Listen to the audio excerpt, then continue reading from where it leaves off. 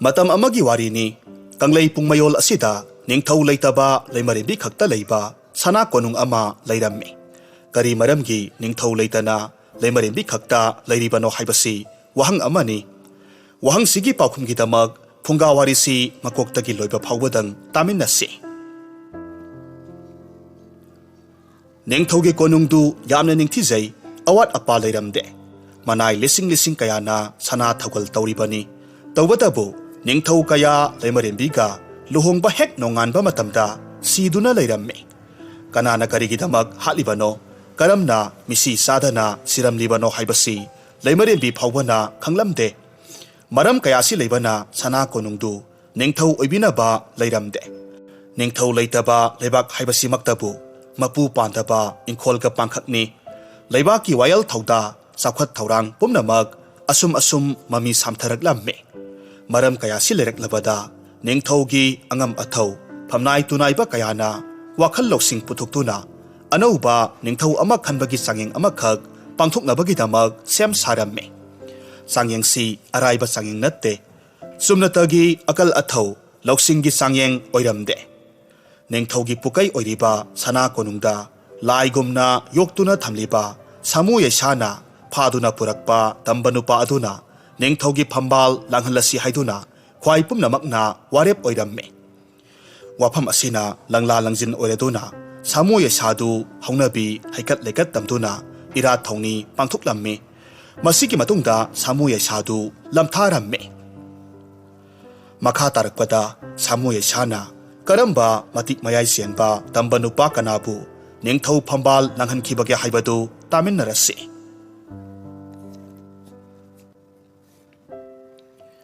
Kaubru ipagi masaigon, sana konunggi, nungsup haram maikaida, yamna ningthijaraba khungang amakhak leirammi.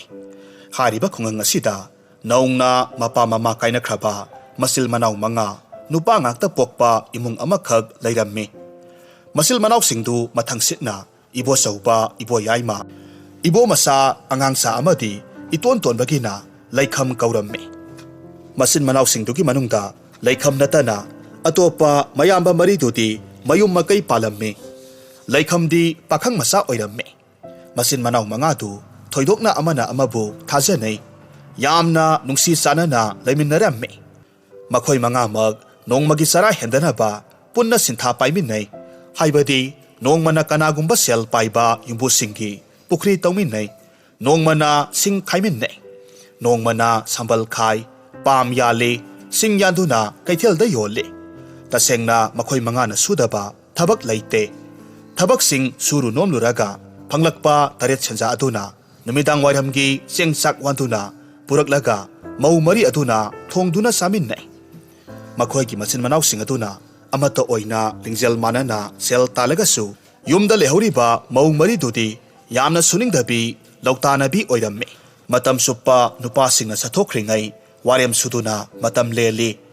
Yum ingkol wasit wairam tawgani khangde, amana amabu namthanaba hotnai. Karigumba kanda, masinna khatnabadagi hendoktuna, masam mana phoidatnabasu mayaurammi. Mamaida khujinna khotnai, maduta sunatte, mapuroiba singna, mayumda wana halwairakpa matamda, pau tamba hanba tanai. Adum oidunasu, masin manaw nupasing aduna, thawaina lobide. Maramasina, yumdu adumak kaibamakti kairamde. Nong maginumit amada, masin manaw mangana, kaitheldagi nga sak layduna, mayumda purakpa matamda, khwaidagi atonba laikhamna, tarubibu, punsigi ahanba oina, kaithelki masin amada michana ki. Tarubisu laikham ubamaktada, thamoygi mihul songki. Laikhamnasu tarubibu ubamaktada, nungsibana ngawki. Tarubi, kullona bada laybi, mama lukrabigi, amata poksabi mamomni. Loksing singi thabak su nomba tande. Haidorakpada laisi laithonbini, aduki sumathakta yengbada ngaroi saban oibini. Lairinbigum phajabini. Mahaki maithonggi phajabadi aiba kananasu thaduna loiba ngamlaroi. Tarubigi mamana nungti numit khudingi kaithelda nga ayaiba amasung ensang napi yoli. Numidang wairem khuding tarubina mamabu kaithel loisinba matamda mateng pangnabagidamag thoraklammi. Hariba maram kaya asina laikhamna numit khudingi ꯇꯔꯨꯕꯤꯕꯨ ꯃꯤꯆꯥꯅꯩ ꯃꯤꯑꯣꯏꯕꯒꯤ ꯂꯥꯏꯕꯛꯇ ꯇꯝꯈ꯭ꯔꯕꯗ ꯀꯅꯥꯅꯕꯨ ꯀꯛꯂꯨꯅꯤ ꯂꯩꯈꯝ ꯑꯃꯁꯨꯡ ꯇꯔꯨꯕꯤ ꯊꯃꯣꯏ ꯊꯃꯣꯏ ꯌꯥꯅꯈꯤꯗꯨꯅ ꯅꯨꯡꯁꯤꯅꯔꯛꯂꯝꯃꯤ ꯑꯁꯨꯝꯅ ꯅꯣꯡꯃꯒꯤ ꯌꯥꯏꯐꯔꯕ ꯀꯣꯔꯧ ꯅꯨꯃꯤꯠ ꯑꯃꯗ ꯂꯩꯈꯝꯅ ꯇꯔꯨꯕꯤꯕꯨ ꯃꯌꯨꯝꯗ ꯄꯨꯗꯨꯅ ꯆꯦꯜꯂꯛꯈꯤ ꯂꯩꯈꯝꯅ ꯏꯊꯥ ꯊꯥꯖꯗꯅ ꯂꯥꯏꯔꯦꯝꯕꯤꯒꯨꯝ ꯐꯖꯔꯕꯤ ꯇꯔꯨꯕꯤꯕꯨ ꯄꯨꯔꯛꯂꯕ ꯑꯗꯨꯗ ꯍꯥꯟꯅ ꯂꯩꯔꯝꯂꯤꯕ ꯃꯧ ꯃꯔꯤꯗꯨꯗꯤ ꯈꯣꯏꯔꯥꯡ ꯈꯣꯏꯁꯥꯎꯅꯩ ꯀꯂꯛꯄꯅ ꯂꯣꯏꯈ꯭ꯔꯦ ꯀꯔꯤꯒꯤꯁꯨ ꯀꯂꯛꯂꯣꯏ ꯃꯁꯛ ꯃꯇꯧ ꯐꯖꯕꯇ ꯅꯠꯇꯦ ꯇꯔꯨꯕꯤꯗꯤ ꯄꯥꯃꯨ ꯌꯥꯊꯪ ꯈꯪꯕꯤ ꯑꯍꯜ ꯂꯃꯟꯗ ꯃꯔꯨ ꯂꯨꯛꯅ ꯆꯠꯄꯤ ꯅꯨꯄꯤꯂꯛꯇꯒꯤ ꯑꯊꯣꯏꯕꯤꯅꯤ ꯃꯍꯥꯛꯅ ꯌꯨꯝ ꯑꯗꯨꯗ ꯍꯦꯛ ꯂꯥꯛꯄꯗꯒꯤ ꯌꯨꯝꯒꯤ ꯑꯀꯣꯏꯕꯗꯨ ꯇꯔꯨ ꯇꯅꯥꯟꯅ ꯊꯝꯂꯝꯃꯤ ꯑꯌꯨꯛ ꯅꯨꯃꯤꯗꯥꯡ ꯑꯅꯤꯃꯛ ꯂꯥꯏꯅꯤꯡꯊꯧ ꯂꯩꯃꯔꯦꯝꯕꯤꯕꯨ ꯊꯥꯒꯣꯟꯅꯗꯨꯅ ꯍꯩꯔꯥꯡ ꯂꯩꯔꯥꯡ ꯀꯠꯆꯩ ꯏꯪꯈꯣꯜ ꯃꯇꯣꯟꯗ ꯂꯩꯔꯤꯕ ꯏꯕꯨꯙꯧꯒꯤ ꯂꯥꯏꯁꯪꯗ ꯎꯆꯥꯟ ꯃꯩꯔꯥ ꯂꯥꯡꯖꯩ ꯑꯗꯨꯗꯁꯨ ꯅꯠꯇꯦ ꯏꯃꯨꯡꯒꯤ ꯆꯥꯛꯊꯣꯡ ꯐꯧꯁꯨ ꯑꯃꯠꯇ ꯆꯤꯊꯗꯅ ꯃꯇꯣꯝꯇ ꯉꯝꯅꯅꯕ ꯍꯣꯠꯅꯖꯩ ꯄꯨꯝꯅꯃꯛꯁꯤ ꯈꯪꯅ ꯈꯪꯅ ꯃꯆꯦ ꯃꯧ ꯃꯔꯤꯅ ꯃꯍꯥꯛꯄꯨ ꯃꯤꯅꯥꯏ ꯅꯨꯄꯤ ꯑꯃꯒꯨꯝ ꯑꯣꯠꯄ ꯅꯩꯕ ꯍꯧꯔꯛꯂꯝꯃꯤ ꯄꯨꯝꯅꯃꯛ ꯑꯣꯏꯗꯨꯅꯁꯨ ꯊꯃꯣꯏꯒꯤ ꯑꯋꯥꯕ ꯂꯣꯠꯁꯤꯟꯗꯨꯅ ꯃꯥꯏꯊꯣꯡꯗ ꯃꯣꯃꯣꯟ ꯅꯣꯛꯆꯩ ꯑꯁꯨꯝꯅ ꯃꯇꯝꯒꯤ ꯈꯣꯡꯂꯩ ꯃꯇꯨꯡ ꯏꯟꯅ ꯇꯔꯨꯕꯤ ꯀꯨꯝꯊꯥ ꯂꯦꯞꯈꯤꯗꯨꯅ ꯈꯣꯏꯖꯤ ꯈꯥꯗ ꯃꯤꯇꯝꯕ ꯍꯧꯔꯛꯂꯝꯃꯤ ꯑꯣꯏꯔꯛꯂꯤꯕ ꯃꯇꯧꯁꯤ ꯈꯪꯂꯕꯗ ꯃꯆꯦ ꯃꯔꯤꯗꯨꯗꯤ ꯑꯃꯨꯛꯀ ꯍꯦꯟꯅ ꯐꯠꯂꯛꯂꯝꯗꯦ ꯃꯔꯝꯗꯤ ꯃꯈꯣꯏ ꯃꯔꯤꯃꯛ ꯃꯃꯥ ꯑꯣꯏꯕ ꯉꯝꯗ꯭ꯔꯕꯤ ꯂꯥꯏꯖ ꯏꯁꯤꯡ ꯀꯪꯂꯕꯤ ꯉꯥꯛꯇ ꯑꯣꯏꯕꯅ ꯃꯅꯥꯎꯅꯨꯄꯤꯅ ꯃꯆꯥ ꯃꯁꯨ ꯍꯥꯟꯅ ꯂꯩꯈ꯭ꯔꯒꯗꯤ ꯂꯩꯔꯤꯕ ꯑꯍꯜ ꯂꯃꯟꯁꯤꯡꯅ ꯊꯝꯕꯤꯔꯝꯕ ꯌꯨꯝ ꯏꯪꯈꯣꯜ ꯃꯈꯣꯏꯒꯤ ꯑꯣꯏꯕ ꯐꯪꯂꯔꯣꯏ ꯍꯥꯏꯕꯁꯤ ꯃꯈꯣꯏꯒꯤ ꯊꯥꯖꯕꯤꯅꯤ ꯃꯁꯤꯅ ꯃꯔꯝ ꯑꯣꯏꯗꯨꯅ ꯃꯈꯣꯏꯒꯤ ꯅꯨꯄꯥꯁꯤꯡꯗ ꯐꯠꯇꯕ ꯄꯥꯎ ꯀꯌꯥ ꯑꯃ ꯇꯝꯁꯤꯟꯕ ꯍꯦꯟꯖꯤꯜꯂꯛꯂꯝꯃꯤ ꯃꯧ ꯑꯇꯣꯟꯕꯤꯁꯤ ꯂꯥꯏꯒꯤ ꯅꯨꯡꯁꯤꯠ ꯂꯩ ꯄꯣꯠꯁꯦꯝ ꯂꯩꯋꯥ ꯍꯩ ꯃꯤ ꯄꯪꯊꯍꯟꯕ ꯍꯩ ꯃꯅꯥꯎꯅꯨꯄꯥꯕꯨ ꯐꯗꯤ ꯐꯔꯥ ꯁꯨꯝꯗꯠꯄꯒꯨꯝ ꯁꯨꯝꯗꯠꯈ꯭ꯔꯦ ꯃꯁꯤꯒꯨꯝꯕ ꯋꯥꯍꯩ ꯋꯥꯇꯥꯁꯤ ꯅꯣꯡꯃ ꯀꯥꯡꯗꯅ ꯃꯄꯨꯔꯣꯏꯕꯁꯤꯡꯗ ꯇꯝꯁꯤꯜꯂꯤ ꯃꯁꯤꯗꯁꯨ ꯅꯠꯇꯦ ꯈꯨꯌꯥ ꯂꯨꯈꯨꯝ ꯐꯛꯂꯥꯡꯗ ꯁꯦꯜ ꯍꯨꯔꯥꯟꯗꯨꯅ ꯃꯄꯥꯝꯗ ꯊꯩꯗꯣꯛꯏ ꯍꯥꯏꯕꯅꯆꯤꯡꯕ ꯄꯥꯎ ꯀꯌꯥ ꯑꯃ ꯇꯝꯁꯤꯟꯕꯗꯒꯤ ꯀꯔꯤꯁꯨ ꯈꯪꯖꯗ꯭ꯔꯕꯤ ꯇꯔꯨꯕꯤꯕꯨ ꯌꯨꯝꯗꯒꯤ ꯇꯥꯟꯊꯣꯛꯅꯕ ꯋꯥꯔꯦꯞ ꯂꯧꯔꯛꯂꯝꯃꯤ ꯍꯥꯟꯅ ꯅꯨꯡꯁꯤ ꯆꯥꯟꯅꯅ ꯂꯩꯃꯤꯟꯅꯔꯝꯕ ꯃꯆꯤꯟ ꯃꯅꯥꯎꯁꯤꯡ ꯑꯗꯨꯁꯨ ꯃꯧ ꯃꯔꯤꯅ ꯇꯣꯏꯅ ꯇꯣꯏꯅ ꯈꯠꯅꯕ ꯊꯣꯛꯍꯟꯕꯗꯒꯤ ꯏꯃꯨꯡꯗꯨ ꯀꯥꯡꯈꯣꯡ ꯆꯥꯏꯔꯝꯃꯤ ꯃꯔꯝ ꯀꯌꯥ ꯑꯁꯤꯅ ꯃꯕꯨꯛ ꯑꯣꯟꯈ꯭ꯔꯕ ꯈ꯭ꯋꯥꯏꯗꯒꯤ ꯃꯌꯥꯝꯕ ꯑꯍꯜ ꯏꯕꯣꯆꯧꯕꯅ ꯂꯩꯈꯝꯗ ꯍꯥꯏꯔꯝꯃꯤ ꯏꯕꯨꯡꯉꯣ ꯂꯩꯈꯝ ꯅꯪꯒꯤ ꯇꯥꯆꯣꯛꯁꯨ ꯇꯥꯒꯦꯅ ꯇꯥꯕꯅꯤ ꯅꯍꯥꯛꯀꯤ ꯅꯨꯄꯤ ꯇꯔꯨꯕꯤꯁꯦ ꯃꯍꯥꯛ ꯍꯦꯛ ꯂꯥꯛꯄꯗꯒꯤ ꯌꯨꯝꯁꯤ ꯅꯣꯡꯃꯇ ꯏꯪꯅ ꯂꯩꯕ ꯐꯪꯂꯛꯇ꯭ꯔꯦ ꯃꯁꯤ ꯀꯝꯗꯧꯁꯤ ꯍꯥꯏꯕꯅꯣ ꯂꯩꯈꯝꯅ ꯈꯨꯝꯃꯤ ꯇꯥꯆꯧ ꯑꯩ ꯇꯔꯨꯕꯤꯕꯨ ꯑꯃꯨꯛꯇꯪ ꯋꯥꯔꯛ ꯋꯥꯇꯦꯝꯒꯦ ꯃꯍꯥꯛꯅ ꯌꯨꯝꯁꯤꯗ ꯂꯩꯒꯦ ꯍꯥꯏꯔꯕꯗꯤ ꯏꯌꯥꯝꯕ ꯏꯇꯩꯃꯁꯤꯡꯕꯨ ꯌꯥꯅꯅꯕ ꯆꯠꯄ ꯇꯥꯕꯅꯤ ꯃꯔꯛ ꯊꯠꯅ ꯃꯇꯩ ꯃꯌꯥꯏꯃꯅ ꯄꯥꯡꯁꯤꯜꯂꯛꯂꯝꯃꯤ ꯍꯣ ꯍꯥꯏꯌꯣ ꯅꯪꯅꯕꯨ ꯀꯔꯤ ꯍꯥꯏꯕ ꯉꯝꯗꯧꯔꯤꯕꯅꯣ ꯅꯨꯄꯤꯁꯦ ꯇꯥꯟꯊꯣꯛꯈ꯭ꯔꯅꯨꯍꯦ ꯃꯁꯦ ꯍꯤꯡꯁꯥꯕꯤ ꯆꯪꯕ꯭ꯔꯥ ꯀꯩꯅꯣꯝ ꯇꯧꯏ ꯂꯥꯏ ꯐꯠꯇꯕ꯭ꯔꯥ ꯇꯣꯡꯕ꯭ꯔꯥ ꯀꯔꯤꯅꯣ ꯑꯩꯈꯣꯏꯗꯤ ꯃꯍꯥꯛꯀ ꯂꯩꯃꯤꯟꯅꯕ ꯉꯝꯂꯔꯣꯏ ꯍꯥꯏꯕꯁꯤꯅꯤ ꯑꯇꯣꯞꯄ ꯃꯇꯩꯃ ꯑꯃꯅ ꯑꯃꯨꯛ ꯃꯈꯥ ꯇꯥꯔꯝꯃꯤ ꯍꯥꯏ ꯅꯪꯕꯨ ꯑꯩꯈꯣꯏꯅ ꯏꯅꯥꯎꯅꯤ ꯈꯟꯈꯤꯗꯦ ꯏꯆꯥꯒꯨꯝ ꯈꯜꯂꯤꯕꯅꯤ ꯏꯅꯪꯒꯟꯁꯤꯗ ꯄꯣꯠ ꯈꯥꯛꯂꯤꯕꯅꯤ ꯑꯗꯨꯕꯨ ꯅꯍꯥꯛꯀꯤ ꯅꯨꯄꯤꯁꯦ ꯍꯦꯛ ꯂꯥꯛꯄꯗꯒꯤ ꯃꯤꯠꯆꯤ ꯅꯥꯆꯤ ꯈꯔ ꯈꯠꯂꯒ ꯏꯅꯥꯎꯗꯤ ꯌꯣꯡꯒꯤ ꯖꯒꯣꯏ ꯁꯥꯈ꯭ꯔꯕꯣꯏꯔꯦꯀꯣ ꯑꯩꯈꯣꯏ ꯃꯍꯥꯛꯀ ꯂꯩꯃꯤꯟꯅꯕ ꯉꯝꯂꯣꯏ ꯍꯥꯏꯔꯤꯕꯁꯤꯅꯤ ꯃꯁꯤ ꯍꯥꯏꯅ ꯍꯥꯏꯅ ꯃꯄꯤ ꯇꯩꯊꯣꯛꯁꯟꯅꯩ ꯑꯗꯨꯒ ꯑꯃꯨꯛ ꯍꯥꯏꯔꯛꯂꯝꯃꯤ ꯃꯣꯏꯇꯥꯇꯣꯟ ꯑꯩꯕꯨ ꯏꯄꯥꯝꯗ ꯊꯤꯟꯕꯤꯔꯣ ꯑꯩ ꯌꯨꯝꯁꯤꯗ ꯂꯩꯅꯤꯡꯗ꯭ꯔꯦ ꯃꯁꯤꯒꯨꯝꯕ ꯃꯌꯥꯝꯒꯤ ꯑꯣꯏꯗꯕ ꯅꯝꯊꯥꯛꯅ ꯋꯥꯊꯣꯛ ꯑꯣꯏꯍꯜꯂꯕꯤ ꯇꯔꯨꯕꯤ ꯋꯥ ꯃꯆꯦꯠ ꯑꯃꯠꯇ ꯍꯥꯏꯕ ꯉꯝꯖꯗꯅ ꯃꯍꯥꯛꯀꯤ ꯀꯥꯗ ꯃꯔꯥꯜ ꯂꯩꯔꯕꯤ ꯑꯃꯒꯨꯝ ꯇꯨꯃꯤꯟꯅ ꯀꯞꯂꯝꯃꯤ ꯃꯇꯩꯃꯁꯤꯡꯒꯤ ꯋꯥꯀꯠ ꯃꯌꯥꯝꯕꯁꯤꯡꯒꯤ ꯋꯥꯔꯧ ꯄꯨꯛꯂꯧꯕ ꯀꯌꯥ ꯑꯁꯤꯅ ꯂꯩꯈꯝꯁꯨ ꯑꯣꯏꯗꯕ ꯂꯥꯡꯗꯨꯗ ꯊꯨꯈ꯭ꯔꯦ ꯋꯥꯈꯜ ꯏꯈꯟ ꯈꯟꯊꯔꯨꯗꯅ ꯏꯃꯨꯡꯗ ꯁꯥꯎꯅ ꯆꯪꯈꯤ ꯇꯔꯨꯕꯤꯕꯨ ꯈꯨꯗꯥꯡ ꯄꯥꯏꯗꯨꯅ ꯆꯤꯡꯊꯣꯔꯛꯂꯝꯃꯤ ꯑꯗꯨꯒ ꯁꯨꯃꯥꯡꯗ ꯏꯟꯊꯣꯛꯇꯨꯅ ꯍꯥꯏꯔꯝꯃꯤ ꯍꯥꯏ ꯃꯁꯤ ꯄꯨꯝꯕꯁꯦ ꯅꯪꯅ ꯊꯣꯛꯍꯟꯕ ꯉꯥꯛꯇꯅꯤ ꯅꯍꯥꯛ ꯌꯨꯝꯁꯤ ꯊꯥꯗꯣꯛꯇꯨꯅ ꯍꯧꯖꯤꯛꯃꯛ ꯆꯠꯈꯤꯒꯗꯕꯅꯤ ꯃꯄꯨꯔꯣꯏꯕꯒꯤ ꯋꯥꯍꯩ ꯇꯥꯔꯒ ꯇꯔꯨꯕꯤ ꯀꯞꯂꯒ ꯍꯥꯏꯔꯝꯃꯤ ꯑꯩꯕꯨ ꯌꯨꯝꯁꯤꯗꯒꯤ ꯇꯥꯟꯊꯣꯛꯄꯤꯒꯅꯨ ꯑꯩꯒꯤ ꯏꯔꯥꯜꯁꯤꯕꯨ ꯀꯔꯤꯅꯣ ꯑꯩꯅ ꯌꯨꯝꯁꯤꯗꯒꯤ ꯆꯠꯈ꯭ꯔꯒ ꯀꯗꯥꯏꯋꯥꯏꯗ ꯁꯩꯗꯥꯡꯂꯨꯒꯗꯧꯔꯤꯕꯅꯣ ꯑꯄꯣꯛꯄꯤ ꯏꯃꯥꯗꯨꯁꯨ ꯂꯥꯏꯒꯤ ꯈꯨꯌꯥ ꯇꯥꯟꯈ꯭ꯔꯦ ꯑꯩꯒꯤ ꯑꯣꯏꯔꯤꯕ ꯐꯤꯕꯝꯁꯤꯗꯕꯨ ꯃꯄꯥ ꯑꯣꯏꯔꯛꯀꯗꯧꯔꯤꯕ ꯅꯍꯥꯛꯅ ꯀꯔꯤꯒꯤ ꯈꯪꯕꯤꯗ꯭ꯔꯤꯕꯅꯣ Tarubi phana kapcha laujai adum oidunasu makhoi amatana yomgi thongjaudu lonsinki pambai lejadrabi tarubi ingkhol matonda leiriba ibadau pakhang baki laisangda laklammi kaptuna haijaramme he taibang panpa pumnamakki mapi mapa oiriba ibadau namomgi awabasi ubidra asumna haiduna mamitaki mapi sintharaduna kaplamme amasung aroiba oina mapuroibana leihoriba yomdu amuktang yenglamlaga makhongna puba maikaida thoraklammi tarubi makhongna leptana asum satlammi khungang ama lanthokki laikai kaya lanthokki adubu mangliba mi amagum adumak satlamme mamai thangda asauba turel ama yauraklammi turel torban yaurakpa matamda mahak mitkap khangthok thorakpagum tawwe mahak kadaida chatlibano masana khangjade turelgi selduda songthaduna matomta punsi loisillasira haina phauba khalli amuksu ngamde maramdi mara lejadraba thawai ama mahaki pibuk nungda puduna satli mahak makok paiduna phamthai aduga makhol thokna kapthoraklammi hariba tanjatuda maming leiraba lainingba ahal amana laigi thauram loibagi halakpa mitkupta tarubibu uramme amasung yamna thuna tarubibu khamlaga hairaklammi Isaibema, karina ning thungdaba lairabage ipada hayu adumna pusibu na tomta manghan bahunade sembiba mapuki maphamda langsaba thokani ne tarubi ahal dugi wadu tawada yamna ngakna hairamme ipa ibungo namhomki pulsi se hinglubagi wahan thok laitre Isaibema haihide phare kapatok lose ipa lairi isagi damak Ipagita naning tamna leirusi. Ipadi malemgi awa nungay pa pumnamak thadoklaba laining banido.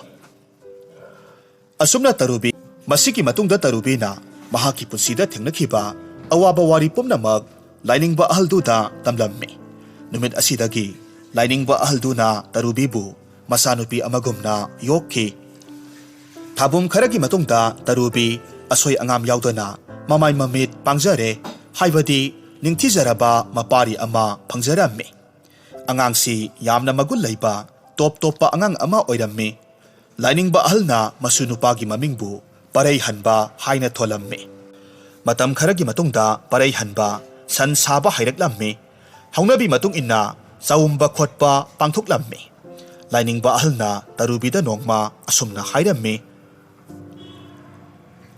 saibema isunupase Yariba makaidi kaphangano makhol thokna nokhangano waphamse nahakna kautuklabadi masina nahaki yeknaba masing helhangadawribani lainingba ahalgi wadu tarubada tarubi wakhalna lamba phanglamde adubu maram amadi laigani haina khalle asumna tarubina nongma lainingba ahalda hairammi ipa ibungo ai chak thongnanaba tureldagi ising sokpa chatluge nasunu pase Mitkup amatang yangbiram mo nasa kujarak loy patlaksage Laining ba ahaldu matam adudadi mamit usinduna hangpok sangdugi mangkolda laison sollaga lairammi ahalduna mamit usilaga lai kurumlaga leibaduda tarubina angangdu thanamba taragadi akai atoi thokpa yai khanduna manangalda nahong saduna phat pokhatli aduga ising pun paiduna turelda ising sokpa chatki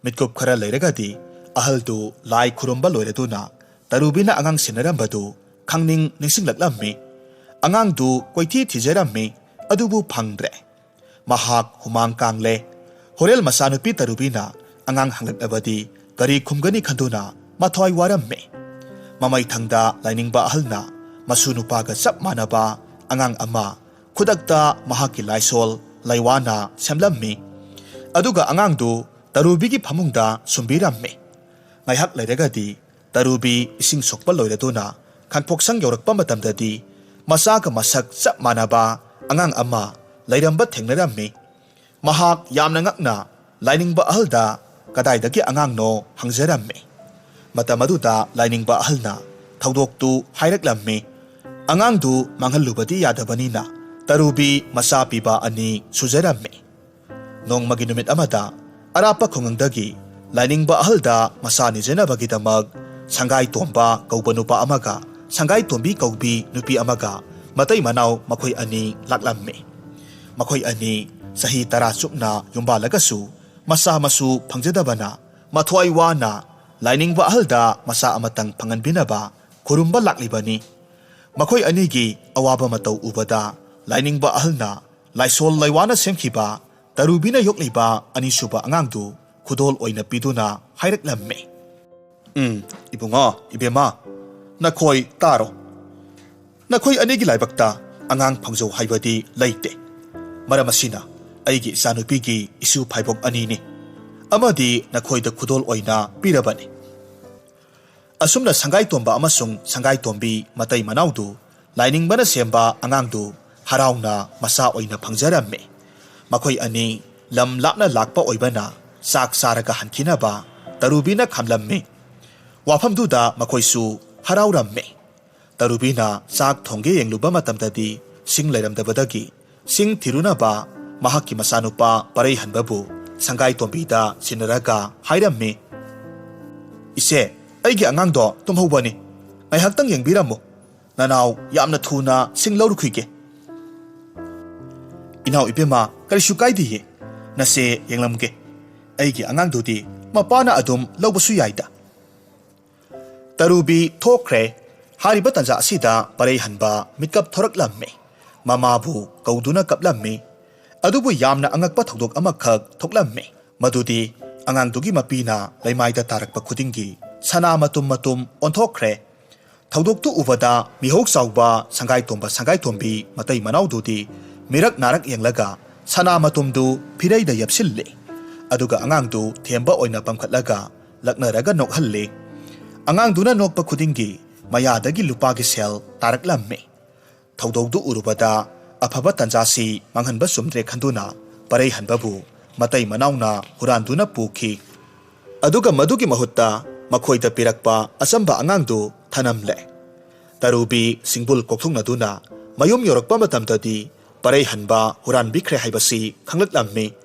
Mahakna Thokdoktu Karamna Oikibano Haina Lining Ba Ahalduda Hangzaramme Matamaduda Lining Ba Ahalna Kumlamme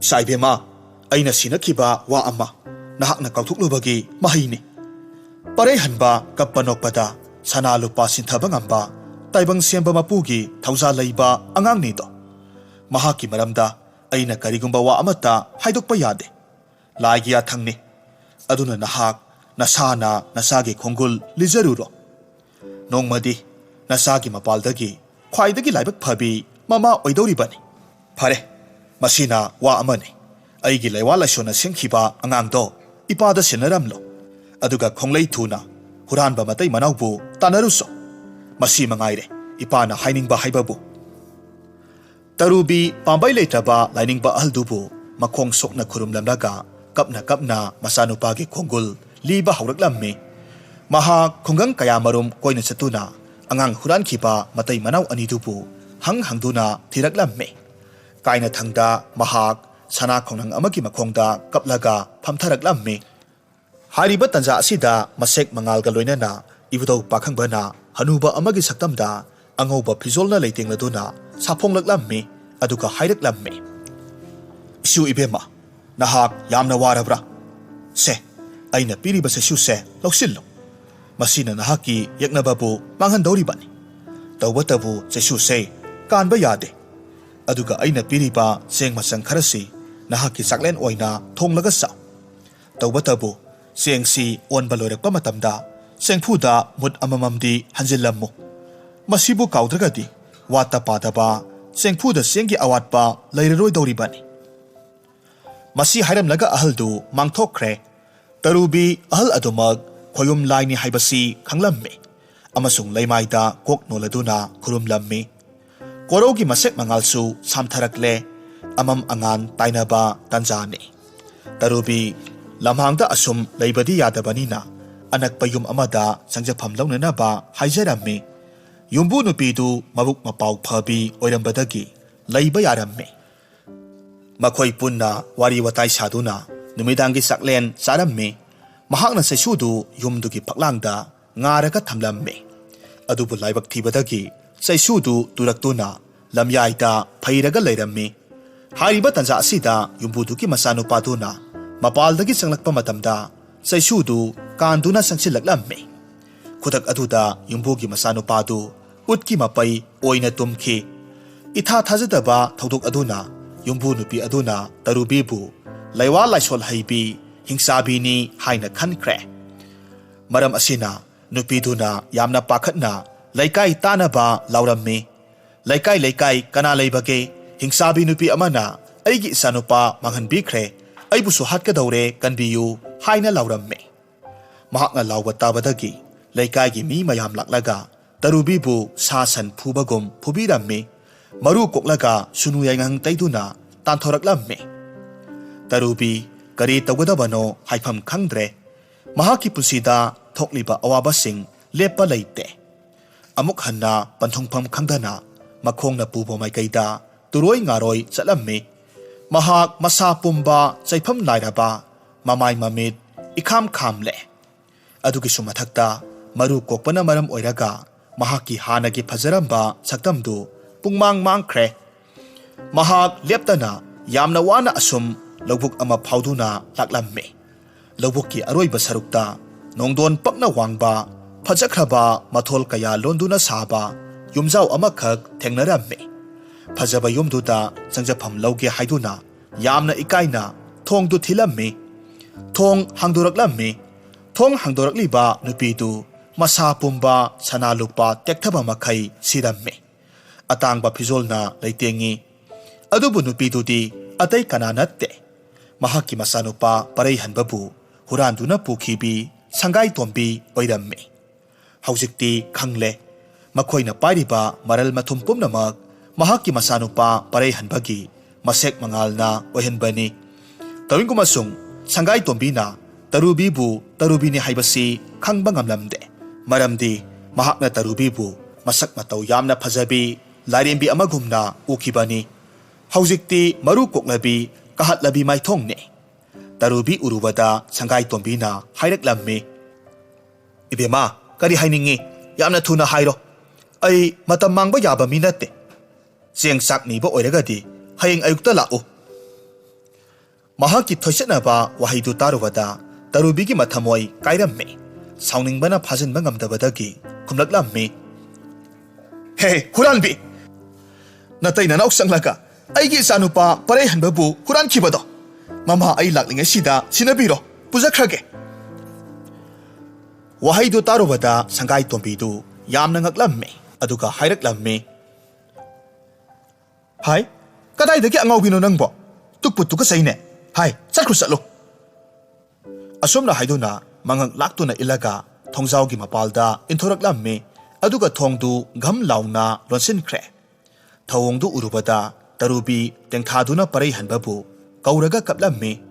Imagi paray hanba nahakpu kadayda leibage. Imana kaubasi tarabadi imagi nakta halaklo asumna haiduna kaplammi. Tarubina thamoy sokna kaplingaida ningthawgi manay khara laklammi aduga hanglaklammi.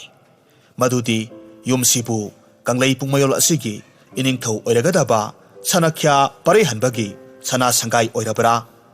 Tarubi karisu khumde maramasina ningthawgi manay singna matomta solle. Othokpanida angawbi oira malene. Amuk thong thinduna kauraklammi. Yomasibu kana leibage sana konungdagi paujel amatang laksariye. Konjeldu tarubada sangay tomba amadi sangay tombi matay manaw thoraklammi hairammi. Kari takpigadabano ningthaw manay angambasing hektamak haibiyu. Sumdawbani ahal anibu. Iningthaw ibungo paray hanbagi apokpa apokpi oibirabra. Wafamdu tarubada sangay tombana khummi. Angambasing paray hanba haibadudi aikhoigi isanupagi mamingni. Mahakti kairoi lekaygi mamanabasinga san senba chatki. Ningthaw haribasina kari wafamno? Aikhoigi wakhalna lamba phangdre. Amuktadi sengna haibiyu. Ningthaw manay singna kumlaklammi. Adomgi isanupa paray hanba numit kharanigi matungda laibaksigi ningthaw oiragadabani. Masigi maram haijage. ꯂꯩꯕꯥꯛꯀꯤ ꯅꯤꯡꯊꯧ ꯃꯊꯪ ꯈꯪꯍꯧꯗꯅ ꯁꯤꯈ꯭ꯔꯕꯗ ꯅꯤꯡꯊꯧ ꯑꯣꯏꯕꯤꯅꯕ ꯂꯩꯇꯕ ꯃꯔꯝꯅ ꯀꯣꯅꯨꯡꯒꯤ ꯁꯥꯃꯨ ꯌꯩꯁꯥ ꯊꯥꯗꯣꯛꯇꯨꯅ ꯅꯨꯃꯤꯠ ꯀꯌꯥꯅꯤ ꯊꯤꯍꯟꯕ ꯃꯇꯝꯗ ꯃꯄꯨꯒꯤ ꯅꯣꯡꯗꯝ ꯑꯉꯛꯄꯅꯤ꯫ ꯁꯟꯖꯥꯕꯨꯡꯗ ꯁꯟ ꯁꯦꯟꯅꯔꯤꯕ ꯏꯕꯨꯡꯉꯣ ꯄꯔꯩꯍꯟꯕꯕꯨ ꯁꯥꯃꯨ ꯌꯩꯁꯥꯅ ꯄꯨꯔꯛꯂꯦ꯫ ꯀꯣꯅꯨꯡꯒꯤ ꯀꯪꯂꯥ ꯐꯝꯕꯥꯜꯗ ꯊꯥꯡꯒꯠꯈ꯭ꯔꯦ꯫ ꯃꯔꯝ ꯑꯁꯤꯅ ꯏꯕꯨꯡꯉꯣꯅ ꯃꯍꯥꯛꯄꯨ ꯄꯣꯛꯄ ꯁꯪꯒꯥꯏꯇꯣꯝꯕ ꯁꯪꯒꯥꯏꯇꯣꯝꯕꯤꯕꯨ ꯁꯅꯥ ꯀꯣꯅꯨꯡꯗ ꯂꯥꯛꯅꯕꯒꯤꯗꯃꯛ ꯌꯥꯊꯪꯗꯨ ꯑꯩꯈꯣꯏꯗ ꯁꯤꯟꯅꯕꯤꯔꯦ꯫ ꯅꯤꯡꯊꯧ ꯃꯅꯥꯏꯁꯤꯡꯒꯤ ꯋꯥ ꯇꯥꯔꯨꯕꯗ ꯍꯨꯔꯥꯟꯕ ꯃꯇꯩ ꯃꯅꯥꯎꯅ ꯈꯜꯂꯝꯃꯤ, ꯑꯩꯈꯣꯏꯗꯤ ꯄꯣꯛꯄꯒꯤ ꯃꯍꯩ ꯌꯥꯜꯂꯦꯗꯅ ꯂꯩꯕꯥꯛ ꯅꯤꯡꯊꯧꯒꯤ ꯃꯄꯤ ꯃꯄꯥ ꯑꯃꯨꯛ ꯑꯣꯏꯕ ꯇꯥꯔꯦꯗꯣ꯫ ꯃꯁꯤꯗꯒꯤ ꯍꯥꯏꯔꯛꯂꯝꯃꯤ, ꯑꯗꯨꯗꯤ ꯅꯤꯡꯊꯧ ꯃꯅꯥꯏ ꯑꯉꯝꯕꯁꯤꯡ ꯑꯣꯟꯊꯣꯛꯅ ꯅꯨꯡꯉꯥꯏꯕ ꯄꯥꯎꯅꯤ꯫ ꯑꯩꯈꯣꯏ ꯑꯃꯨꯛꯇ ꯐꯤ ꯍꯣꯡꯖꯈꯤꯒꯦ, ꯑꯗꯨꯒ ꯄꯨꯟꯅ ꯍꯦꯛꯇꯃꯛ ꯂꯦꯡꯂꯁꯤ꯫ ꯇꯥꯟꯖꯥ ꯑꯁꯤꯗ ꯇꯔꯨꯕꯤ ꯆꯦꯠꯁꯤꯜꯂꯛꯂꯝꯃꯤ, ꯍꯥꯏꯔꯝꯃꯤ, ꯅꯤꯡꯊꯧ ꯃꯅꯥꯏ ꯑꯉꯝꯕꯁꯤꯡ, ꯑꯩꯒꯤ ꯋꯥ ꯑꯃꯨꯛꯇ ꯃꯨꯟꯅ ꯇꯥꯕꯤꯌꯨ꯫ ꯑꯩ ꯑꯉꯥꯎꯕꯤ ꯅꯠꯇꯦ꯫ ꯅꯈꯣꯏꯅ ꯅꯤꯡꯊꯧꯒꯤ ꯑꯄꯣꯛꯄ ꯑꯄꯣꯛꯄꯤ ꯊꯤꯔꯤꯕꯗꯣ ꯑꯩ ꯏꯁꯥꯃꯛꯅꯤ ꯅꯤꯡꯊꯧꯒꯤ ꯑꯄꯣꯛꯄꯤ꯫ ꯊꯥꯕꯨꯝ ꯇꯔꯥꯅ ꯀꯣꯟꯗꯨꯅ ꯏꯆꯥ ꯅꯨꯄꯥ ꯄꯔꯩꯍꯟꯕꯕꯨ ꯑꯩꯅ ꯄꯣꯛꯄꯅꯤ꯫ ꯍꯧꯖꯤꯛ ꯎꯕꯤꯔꯤꯕ ꯃꯇꯩ ꯃꯅꯥꯎ ꯑꯅꯤꯁꯤꯃꯛꯅ ꯑꯩꯒꯤ ꯏꯆꯥꯕꯨ ꯍꯨꯔꯥꯟꯗꯨꯅ ꯄꯨꯈꯤꯕꯅꯤ꯫ ꯃꯈꯣꯏ ꯑꯅꯤꯕꯨ ꯆꯩꯔꯥꯛ ꯄꯤꯕꯤꯌꯨ꯫ ꯅꯤꯡꯊꯧ ꯃꯅꯥꯏꯁꯤꯡꯗꯨ ꯇꯔꯨꯕꯤꯒꯤ ꯋꯥ ꯑꯗꯨꯗ ꯆꯃꯝꯅꯔꯝꯃꯤ꯫ ꯇꯥꯟꯖꯥ ꯑꯁꯤꯗ ꯁꯪꯒꯥꯏꯇꯣꯝꯕꯤꯅ ꯍꯥꯏꯔꯝꯃꯤ, ꯅꯣꯛꯅꯤꯡꯗ꯭ꯔꯦ ꯌꯦꯡꯉꯨꯅꯦ ꯑꯉꯝꯕ ꯁꯥ, ꯃꯁꯥꯒꯤ ꯑꯣꯏꯖꯕꯅꯤꯕꯨ ꯍꯥꯏꯔꯕꯗꯤ ꯆꯥꯛꯅꯤꯕꯤ ꯅꯨꯄꯤ ꯑꯁꯤ ꯐꯥꯎꯕ ꯏꯆꯥꯒꯤ ꯃꯃꯥꯅꯤ ꯍꯥꯏꯖꯕ ꯁꯥꯏ꯫ ꯑꯁꯨꯝꯅ ꯍꯥꯏꯗꯨꯅ ꯈꯪꯅꯣꯛ ꯅꯣꯛꯂꯝꯃꯤ꯫ ꯃꯐꯤ ꯍꯣꯡꯕ ꯂꯣꯏꯔꯗꯨꯅ ꯃꯈꯣꯏ ꯆꯠꯅꯕ ꯁꯦꯝ ꯁꯥꯔꯝꯃꯤ꯫ ꯑꯗꯨꯕꯨ ꯇꯔꯨꯕꯤꯗꯤ ꯅꯤꯡꯊꯧ ꯃꯅꯥꯏ ꯑꯃꯗ ꯃꯈꯣꯡ ꯀꯣꯜꯂꯒ ꯀꯞꯂꯒ ꯃꯍꯥꯛꯀꯤ ꯋꯥꯗꯨ ꯊꯥꯖꯕꯤꯌꯨ ꯍꯥꯏꯗꯨꯅ ꯐꯔ ꯑꯣꯟꯗꯨꯅ ꯀꯞꯂꯝꯃꯤ꯫ ꯅꯤꯡꯊꯧ ꯃꯅꯥꯏꯁꯤꯡ ꯇꯔꯨꯕꯤꯒꯤ ꯃꯇꯧ ꯌꯦꯡꯕ ꯉꯝꯗ꯭ꯔꯦ꯫ ꯃꯈꯣꯏ ꯄꯨꯟꯅ ꯆꯠꯂꯒ ꯅꯤꯡꯊꯧꯗ ꯋꯥꯌꯦꯜꯍꯜꯂꯁꯤ ꯍꯥꯏꯗꯨꯅ ꯀꯣꯅꯨꯡ ꯇꯝꯅ ꯄꯨꯟꯅ ꯂꯥꯛꯂꯝꯃꯤ꯫ ꯄꯔꯩꯍꯟꯕꯒꯤ ꯃꯃꯥꯡꯗ ꯃꯃꯥ ꯑꯅꯤꯒꯤ ꯆꯥꯡꯌꯦꯡ ꯄꯥꯡꯊꯣꯛꯅꯕꯒꯤꯗꯃꯛ ꯑꯉꯝꯕ ꯅꯤꯡꯊꯧ ꯃꯅꯥꯏꯁꯤꯡꯅ ꯋꯥꯐꯝ ꯑꯃꯈꯛ ꯍꯪꯒꯠꯆꯔꯝꯃꯤ꯫ ꯋꯥꯐꯝ ꯑꯗꯨꯗꯤ ꯏꯕꯨꯙꯧꯒꯤ ꯃꯤꯡꯂꯦꯟ ꯁꯣꯟꯗꯨꯅ ꯐꯤꯖꯪ 8 ꯈꯟꯗꯨꯅ ꯃꯃꯥ ꯑꯅꯤꯒꯤ ꯈꯣꯝꯂꯥꯡ ꯁꯨꯝꯍꯜꯂꯒ ꯐꯤꯖꯪ 8 ꯐꯥꯎꯅ ꯂꯩꯈꯥ ꯃꯈꯥ ꯄꯥꯔꯤ ꯄꯔꯩꯍꯟꯕꯕꯨ ꯂꯣꯡꯅ ꯍꯤꯞꯍꯜꯂꯒ ꯃꯌꯥꯗ ꯀꯔꯝꯕ ꯅꯨꯄꯤꯒꯤ ꯈꯣꯝꯂꯥꯡ ꯇꯥꯔꯛꯄꯒꯦ ꯍꯥꯏꯕ ꯆꯥꯡꯌꯦꯡꯕꯅꯤ꯫ ꯅꯤꯡꯊꯧꯅ ꯑꯌꯥꯕ ꯄꯤꯊꯣꯛꯂꯦ꯫ ꯂꯩꯃꯥꯏꯊꯛꯇ ꯍꯤꯞꯂꯗꯨꯅ ꯑꯉꯥꯡ ꯑꯣꯏꯔꯤꯕ ꯄꯔꯩꯍꯟꯕ ꯐꯤꯖꯪ ꯃꯈꯥꯗ ꯂꯣꯡꯅ ꯍꯤꯞꯂꯗꯨꯅ ꯃꯃꯥꯒꯤ ꯈꯣꯝꯂꯥꯡ ꯇꯥꯔꯛꯄ ꯉꯥꯏꯔꯝꯃꯤ꯫ ꯑꯍꯥꯟꯕ ꯆꯥꯡꯌꯦꯡ ꯑꯣꯏꯅ ꯁꯪꯒꯥꯏꯇꯣꯝꯕꯤ ꯐꯤꯖꯪ 8ꯀꯤ ꯃꯊꯛꯇ ꯈꯣꯝꯂꯥꯡ ꯁꯨꯝꯊꯔꯝꯃꯤ꯫ ꯑꯗꯨꯕꯨ ꯑꯔꯦꯝꯕ ꯑꯣꯏꯔꯦ, ꯃꯥꯏ ꯄꯥꯛꯇ꯭ꯔꯦ꯫ ꯃꯁꯤꯒꯤ ꯃꯇꯨꯡꯗ ꯇꯔꯨꯕꯤ ꯑꯃꯨꯛ ꯆꯥꯡꯌꯦꯡ ꯇꯧꯍꯜꯂꯁꯤ ꯍꯥꯏꯅꯔꯛꯂꯦ꯫ ꯇꯔꯨꯕꯤ ꯃꯃꯤꯠ ꯎꯏꯁꯤꯜꯂꯤ, ꯑꯗꯨꯒ ꯍꯥꯏꯔꯛꯂꯝꯃꯤ, ꯏꯃꯥꯒꯤ ꯏꯕꯨꯡꯉꯣ ꯅꯨꯡꯁꯤꯕ, ꯏꯃꯥꯅ ꯅꯍꯥꯛꯄꯨ ꯊꯥꯕꯨꯝ 10 ꯅꯥꯎꯄꯨꯗꯨꯅ ꯄꯣꯛꯆꯔꯕꯁꯨ ꯐꯠꯇ꯭ꯔꯕ ꯃꯤꯒꯤ ꯊꯧꯟꯁꯤꯟꯅ ꯏꯆꯥꯕꯨ ꯅꯕꯨꯛ ꯊꯟꯅ ꯈꯣꯝꯂꯥꯡ ꯏꯟꯕ ꯐꯪꯖꯈꯤꯗ꯭ꯔꯦ꯫ ꯄꯂꯦꯝꯅ ꯃꯥꯒꯤ ꯂꯦꯝꯍꯧꯔꯤꯕ ꯈꯣꯝꯂꯥꯡꯁꯦ ꯅꯕꯨꯛ ꯄꯦꯟꯅ ꯊꯛꯆꯔꯣ꯫ ꯑꯁꯨꯝꯅ ꯍꯥꯏꯗꯨꯅ ꯈꯣꯝꯂꯥꯡ ꯁꯨꯝꯊꯔꯝꯃꯤ꯫ ꯑꯇꯠ ꯑꯈꯝ ꯂꯩꯇꯅ ꯑꯁꯦꯡꯕ ꯃꯃꯥꯒꯤ ꯁꯪꯒꯣꯝꯗꯨ ꯇꯞꯅ ꯇꯞꯅ ꯐꯤꯖꯪ 8 ꯐꯥꯎꯗꯨꯅ ꯄꯔꯩꯍꯟꯕꯒꯤ ꯃꯌꯥꯗ ꯇꯥꯔꯛꯂꯝꯃꯤ꯫ ꯊꯧꯗꯣꯛꯁꯤ ꯎꯕꯗ ꯀꯣꯅꯨꯡꯗ ꯇꯤꯜꯂꯝꯕ ꯃꯤꯌꯥꯝ ꯂꯥꯎꯅꯔꯛꯂꯝꯃꯤ꯫ ꯏꯕꯦꯝꯃ ꯇꯔꯨꯕꯤꯅ ꯆꯨꯝꯂꯦ, ꯍꯨꯔꯥꯟꯕꯤꯁꯤ ꯆꯩꯔꯥꯛ ꯄꯤꯌꯨ, ꯆꯩꯔꯥꯛ ꯄꯤꯔꯁꯤ ꯍꯥꯏꯅꯔꯛꯂꯝꯃꯤ꯫ ꯑꯗꯨꯕꯨ ꯄꯔꯩꯍꯟꯕ ꯑꯉꯥꯡ ꯑꯣꯏꯖꯔꯕꯁꯨ ꯋꯥꯈꯜ ꯂꯧꯁꯤꯡ ꯂꯩ꯫ ꯃꯤꯌꯥꯝ ꯇꯥꯟꯅꯅꯕ ꯂꯥꯎꯔꯛꯂꯝꯃꯤ, ꯂꯩꯕꯥꯛ ꯃꯤꯌꯥꯝ ꯄꯨꯝꯅꯃꯛ ꯇꯥꯕꯤꯌꯨ, ꯅꯨꯄꯤ ꯑꯅꯤꯃꯛ ꯑꯩꯒꯤꯗꯤ ꯏꯃꯥꯅꯤ꯫ ꯏꯃꯥ ꯑꯃꯅ ꯑꯩꯕꯨ ꯄꯣꯛꯄꯤꯕꯅꯤ, ꯑꯇꯣꯞꯄ ꯏꯃꯥ ꯑꯃꯅ ꯑꯩꯕꯨ ꯆꯥꯎꯅꯅꯕ ꯌꯣꯛꯄꯤꯔꯛꯈꯤꯕꯅꯤ꯫ ꯍꯧꯈꯤꯕꯅ ꯍꯧꯈ꯭ꯔꯦ, ꯍꯧꯖꯤꯛꯇꯤ ꯏꯃꯥ ꯑꯅꯤꯃꯛꯀꯤ ꯂꯃꯟ ꯑꯩꯅ ꯁꯤꯡꯕ ꯃꯇꯝ ꯌꯧꯔꯦ꯫ ꯉꯁꯤꯗꯒꯤ ꯀꯣꯅꯨꯡꯁꯤꯗ ꯏꯃꯥ ꯑꯅꯤꯃꯛ ꯑꯩꯒꯤ ꯑꯣꯏꯗꯨꯅ ꯂꯩꯔꯒꯅꯤꯗꯣ꯫ ꯑꯁꯤꯒꯨꯝꯕ ꯄꯔꯩꯍꯟꯕꯒꯤ ꯐꯖꯔꯕ ꯋꯥꯌꯦꯜ ꯇꯥꯔꯨꯕꯗ ꯃꯌꯥꯝ ꯄꯨꯝꯅꯃꯛ ꯄꯦꯟꯅꯔꯝꯃꯤ꯫ ꯃꯊꯪꯒꯤ ꯅꯨꯃꯤꯠꯇ ꯄꯔꯩꯍꯟꯕꯕꯨ ꯅꯤꯡꯊꯧ ꯈꯨꯕꯝ ꯁꯤꯟꯅꯗꯨꯅ ꯁꯅꯥꯒꯤ ꯐꯝꯕꯥꯜ ꯇꯣꯡꯕꯒꯤ ꯊꯧꯔꯝ ꯄꯥꯡꯊꯣꯛꯅꯕꯒꯤꯗꯃꯛ ꯁꯦꯝ ꯁꯥꯔꯝꯃꯤ꯫ ꯑꯗꯨꯕꯨ ꯂꯩꯕꯥꯛ ꯃꯤꯌꯥꯝ ꯄꯨꯝꯅꯃꯛꯅꯗꯤ ꯄꯔꯩꯍꯟꯕꯕꯨ ꯎꯔꯨꯕꯗ ꯃꯃꯤꯠꯇꯒꯤ ꯃꯄꯤ ꯏꯍꯧꯔꯝꯃꯤ꯫ ꯀꯅꯥ ꯑꯃꯅ ꯍꯥꯏ, ꯅꯨꯄꯥ ꯃꯆꯥꯁꯤ ꯄꯥꯝꯃꯨꯏꯗꯀꯣ, ꯍꯌꯦꯡ ꯅꯤꯡꯊꯧ ꯑꯣꯏꯕꯒ ꯃꯄꯨꯟꯁꯤ ꯂꯣꯏꯔꯒꯅꯤ꯫ ꯈꯔꯅ ꯍꯥꯏ, ꯁꯥꯃꯨ ꯌꯩꯁꯥꯅ ꯄꯨꯔꯛꯄ ꯅꯤꯡꯊꯧꯕꯨ ꯂꯦꯝꯅ ꯃꯥꯡꯕ ꯌꯥꯕ꯭ꯔꯣ?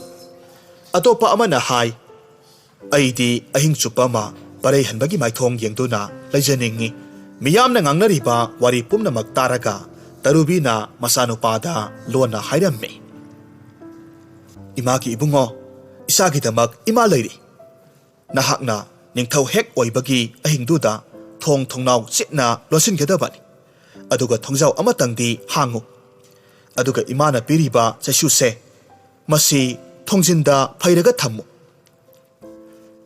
ꯑꯁꯨꯝꯅ ꯃꯊꯪꯒꯤ ꯌꯥꯏꯐꯔꯕ ꯄꯨꯡꯐꯝꯗ ꯄꯔꯩꯍꯟꯕꯕꯨ ꯀꯪꯂꯥ ꯐꯝꯕꯥꯜ ꯇꯣꯡꯍꯜꯂꯝꯃꯤ꯫ ꯍꯥꯏꯔꯤꯕ ꯑꯍꯤꯡꯗꯨ ꯃꯃꯥꯅ ꯍꯥꯏꯕꯗꯨꯃꯛ ꯇꯧꯔꯝꯃꯤ꯫ ꯑꯍꯤꯡ ꯅꯣꯡꯌꯥꯏꯗ ꯃꯥꯏꯊꯣꯡ ꯀꯌꯥ ꯑꯣꯟꯕ ꯉꯝꯕ ꯃꯀꯣꯛ 8 ꯄꯥꯟꯕ ꯍꯤꯡꯆꯥꯕ ꯑꯃ ꯄꯔꯩꯍꯟꯕꯅ ꯇꯨꯝꯂꯤꯕ ꯀꯥꯗꯨꯗ ꯂꯣꯟꯅ ꯂꯥꯛꯂꯝꯃꯤ꯫ ꯆꯥꯕꯅ ꯍꯥꯡꯂꯤꯕ ꯊꯣꯡ ꯑꯗꯨꯗ ꯉꯪꯂꯗꯨꯅ ꯆꯪꯂꯛꯂꯝꯃꯤ꯫ ꯇꯧꯕꯇꯕꯨ ꯏꯕꯨꯙꯧ ꯄꯥꯈꯪꯕꯒꯤ ꯃꯇꯤꯛ ꯃꯌꯥꯏ ꯂꯩꯕ ꯐꯩꯅ ꯇꯥꯔꯤꯕ ꯆꯩꯁꯨꯗꯨ ꯀꯥꯜꯂꯒ ꯆꯪꯂꯛꯈꯤ꯫ ꯈꯨꯗꯛꯇ ꯍꯤꯡꯆꯥꯕꯗꯨ ꯉꯥꯏꯍꯥꯛ ꯂꯥꯎ ꯈꯣꯡꯂꯝꯂꯒ ꯎꯠꯀꯤ ꯃꯄꯩ ꯑꯣꯟꯊꯣꯛꯈ꯭ꯔꯦ꯫ ꯃꯊꯪꯒꯤ ꯅꯨꯃꯤꯠ ꯅꯣꯡ ꯉꯥꯟꯕ ꯃꯇꯝꯗꯗꯤ ꯅꯤꯡꯊꯧ ꯄꯔꯩꯍꯟꯕ ꯍꯤꯡꯂꯒ ꯂꯩꯔꯝꯕꯗꯨꯗ ꯂꯩꯕꯥꯛ ꯃꯤꯌꯥꯝ ꯑꯃꯁꯨꯡ ꯀꯣꯅꯨꯡꯒꯤ ꯃꯤꯑꯣꯏꯁꯤꯡ ꯉꯛꯅꯔꯝꯃꯤ ꯑꯃꯁꯨꯡ ꯍꯔꯥꯎꯕꯒꯤ ꯄꯟꯈꯩ ꯂꯩꯅꯔꯝꯗꯦ꯫ ꯃꯤꯌꯥꯝꯗꯨꯒꯤ ꯋꯥꯍꯪꯒꯤ ꯄꯥꯎꯈꯨꯝ ꯑꯣꯏꯅ ꯃꯍꯥꯛꯀꯤ ꯀꯥꯗ ꯂꯩꯔꯤꯕ ꯍꯤꯡꯆꯥꯕ ꯁꯤꯈꯤꯕꯒꯤ ꯎꯠꯀꯤ ꯃꯄꯩꯗꯨ ꯌꯦꯡꯍꯟꯈꯤ꯫ ꯑꯁꯨꯝꯅ ꯃꯇꯝ ꯈꯔꯗꯤ ꯅꯨꯄꯥ ꯃꯆꯥ ꯑꯣꯏꯔꯤꯕ ꯄꯔꯩꯍꯟꯕꯅ ꯅꯤꯡꯊꯧ ꯑꯣꯏꯗꯨꯅ ꯏꯪꯅ ꯄꯥꯜꯂꯝꯃꯤ꯫